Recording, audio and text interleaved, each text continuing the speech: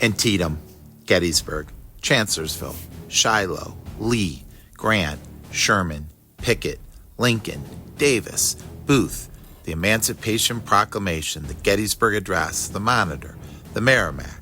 These battles, people, and events echo forth from the past and elicit visions of glory, grandeur, courage, of fighting and dying for one's beliefs. With the coming of each dawn, as the sun rises in the east and emits a scattering of sparks before igniting the sky with light, the voices and images of the past call out to us. Some hear the call of the past, though each in their own way. What is it about the American Civil War that enthralls, fascinates, and captures the imagination?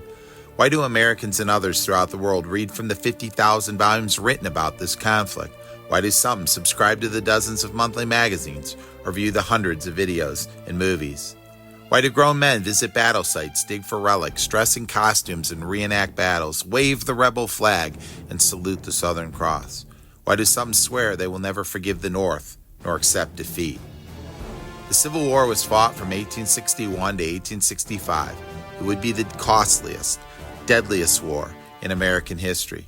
It would be a war which would test the bonds that so precariously held the young country together.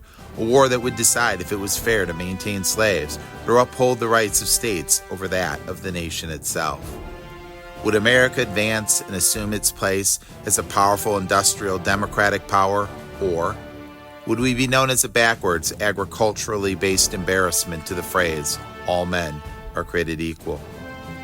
The Civil War would pit Americans against Americans, neighbor versus neighbor, father versus son, and brother versus brother.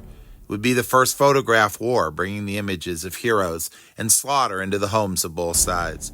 It would be a war of heroic charges, incredible bravery, unbelievable cruelty, colorful characters, dashing cavalrymen, intriguing spy balloons, and ironclad ships. The war would include battles involving as few as 50 men and others involving as many as 150,000. It would inspire movies such as Gone with the Wind, songs such as Dixie, and leave no doubt in the minds of those that experienced it that war is hell. It would see the introduction of modern warfare and new weapons, and see men charge across open fields like lambs being led to the slaughter.